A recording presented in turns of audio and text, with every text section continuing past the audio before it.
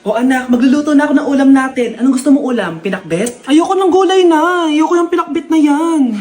Fried chicken? Nakakasawa na yung fried chicken na yan, Nay. Gusto ko yung may sabaw. Ang arte mo naman anak. Anong gusto mo? Sopas? Luso, pas. Para naman tayo nasa lamay niyan eh. Gusto ko yung may baboy. Ah, alam ko na. Sinigang na baboy.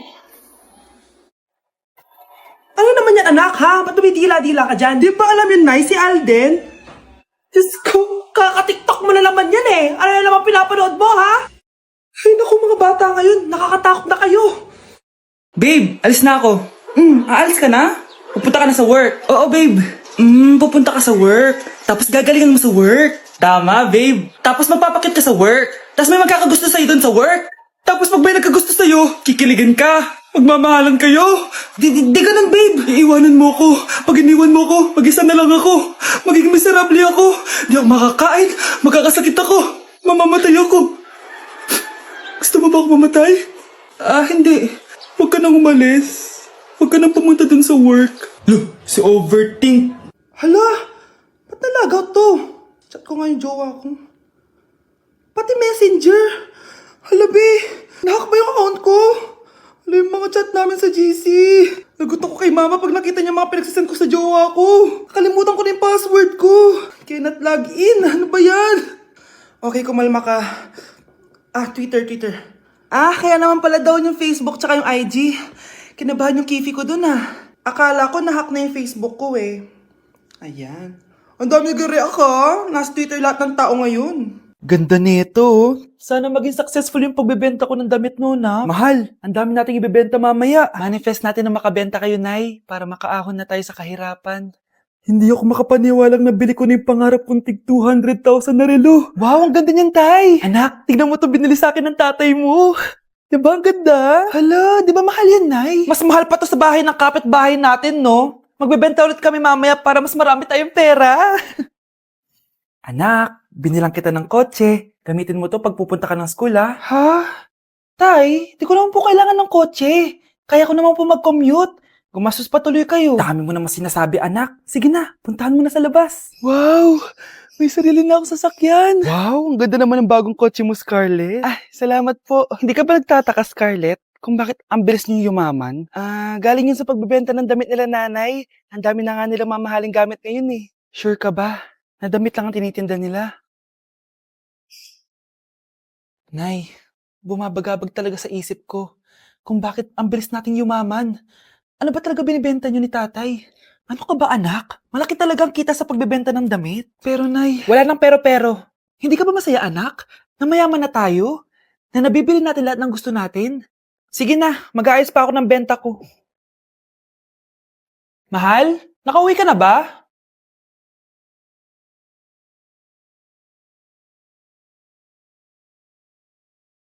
Ano ba talagang laman neto? Nagbebenta sila ng laman loob ng tao. Wow! Sobrang ganda, mahal! Buti naman nagustuhan mo, mahal. Nga pala, kinuha ko na yung laman loob ng kapitbahay natin. Si Rosa? Malaking pera na naman to. Mahal, hindi dapat malaman ni Scarlett to, ha? Ano yun? Nasaan yung ledger? Nandito lang yung kanina. Ba't mo winala yung ledger, mahal? Nandun lahat ng mga sikreto natin. Sinong tao dyan? Nay, punta tayo sa mall. Wag muna ngayon, anak, ha? Madami kailangan na tapusin na trabaho si nanay. Sige po, Nay. Palagi nalang busy si nanay. Ako na lang mag-isa lalabas. Diyos ko po, nung oras na! Di pa pala kami kumakain ng anak ko. Anak, anong gusto mong ulam? Nasaan na ako? Hala, si Teddy na dumihan na. Ano yung gumagapang? Anak! Pumunta yun. Mare! Yung anak mo! Oh, Mare! Nasa inyo na naman yung anak ko? Pasensya ka na, ha? Makulit talaga yun. Mare! Patay na yung anak mo! Natagpuan nilang wala ng buhay kasi natuklaw siya ng ahas! Bakit di mo siya binabantayan, ha? No? Anak? Hindi. Anak? Ma'am, wag po muna tayo lumapit. Iniimbestigan pa po namin yung bangkay. Anong bawal? Anak ko yun, no?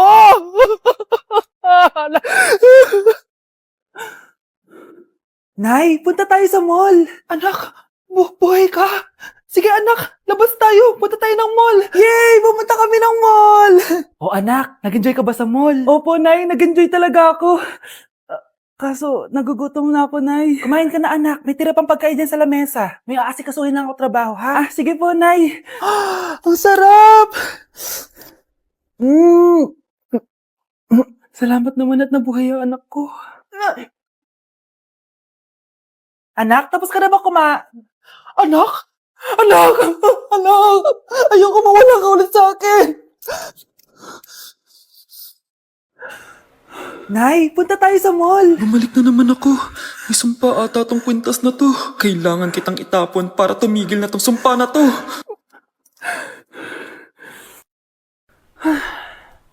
Teka, kwintas ba yun? Sino naman nagtapon itong magandang kwintas na to? Sayang. Akin na lang. Tumatawag? Hello? Hello ma'am, kayo po ba yung nanay ni Samantha? Nabangga po kasi siya. Kailangan Ano? pumunta dito sa ospital. Nasagasaan anak ko! Iniisip mo pa rin ba yung sinabi ng dati mong asawa? Baka totoo nga. Na isa lang akong hampas lupa. Na hindi nagaganda ang buhay. Ano ka ba? May anak ka na umaasa sa'yo. Tsaka, magkakatrabaho ka na, di ba? Hindi ko na alam. Sobrang bigat na. Pero salamat Susan. Napagaan mo loob ko.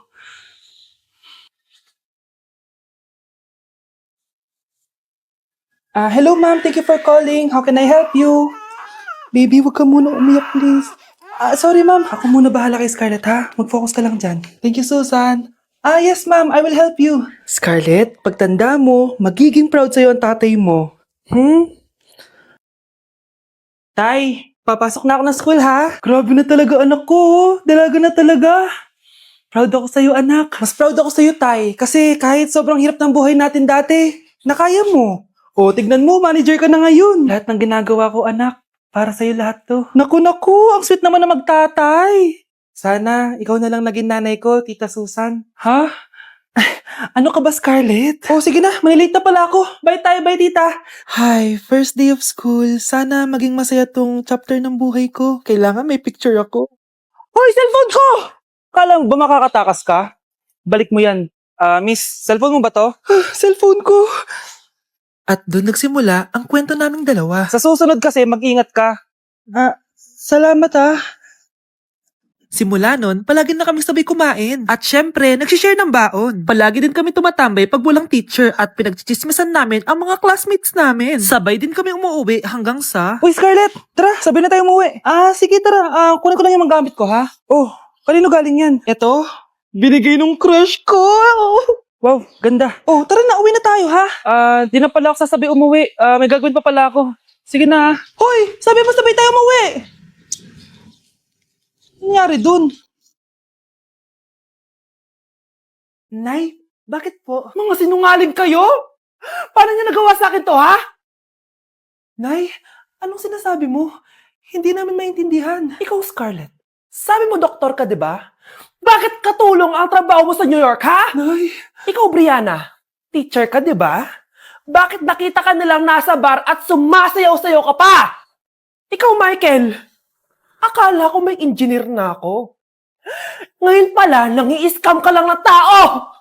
Bakit yung tinago sa akin to, ha? Nay, hindi kasi ako nakapasa bilang nurse sa New York. Sabi nila, mas magaling kasi talaga si Brianna compare sa akin. Kaya rumakit muna ako bilang katulong para makapag-aral ulit. Oo, Nay, sumasayaw ako sa bar. Pero di ko binibenta ang katawan ko. Kinilangan ko lang yung pera para makagraduate na ako bilang teacher. Ayoko na kasi manghingi sa iyo eh. Ang baba kasi ng sweldo ng engineer, Nay, kaya humanap ako ng paraan para kumita ng pera. Alam ko mali ang pagiging scammer pero yun ang bumuhay sa akin, Nay. Mga anak! Sana sinabi niyo sa akin. Pamilya tayo dito, diba? Magtutulungan tayo.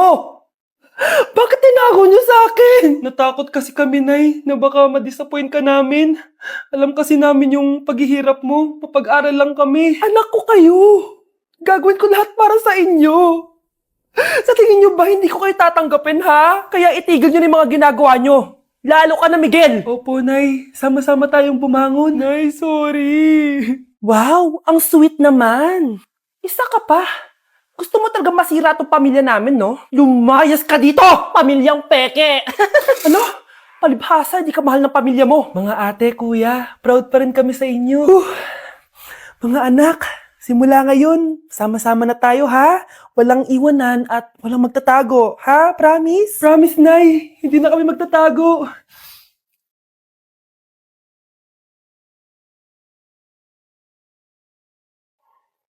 Oh, mahal, saan ka galing? Galing ako sa doktor, mahal. Nagpa-check up ako. Oh, anong sabi? Malala na daw yung damage sa kidney ko, mahal. Kailangan ko na maoperahan. Kung hindi, alam mo na. Mahal, may savings pa tayo. Gamitin natin yan para maoperahan ka na agad. Hindi ganun kadali yun, mahal. Kailangan daw may mag-donate ng kidney sa akin. Ha? O, edi kunin mo yung sa akin, mahal. Kaya ko naman mabuhay ng isa lang kidney ko. Sure ka ba? I love you, mahal. Alam mo namang gagawin ko lahat. Maging okay ka lang, di ba? Congrats po, ma'am, sir. Successful po yung operation yung dalawa. Salamat, Doc. Mahal, narinig mo ba yun? Okay ka na. Mabubuhay pa ako ng matagal, mahal. Salamat sa'yo. Mahal, nilutuan kita ng paborito mo para agad ka nang gumaling. Hoy, mahal, sino kausap mo? Ha? Wala to, mahal. Kaklase ko lang dati to. Kinakamusta lang ako. Sige, kain na tayo. Mahal, okay ka lang? Oo, tara, kain na tayo. Mahal, nakakagalaw na ako ng maayos, oh. Di na sumasakit yung tahi. Aba, baka magulat ako. Nakakatakbo ka na rin. Mahal, aalis pala ako mamaya. Kasama ko yung dati kong kaklase. Celebration lang kasi gumaling na ako. Pwede ba akong sumama? Ha? Wag na, mahal. Baka mapano ka pa. Magpahinga ka na lang dito sa bahay, ha? Mahal, mag-ingat ka dun, ha? Mahal, alis na ako, ha? Yung cellphone mo.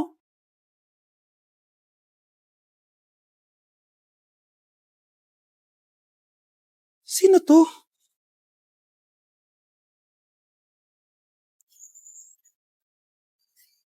Hala, cellphone ko. Hello, babe. Papunta ka na ba? Miss na kita. Mahal, naiwan ko yung cellphone ko. Walang iya ka? May kabit ka?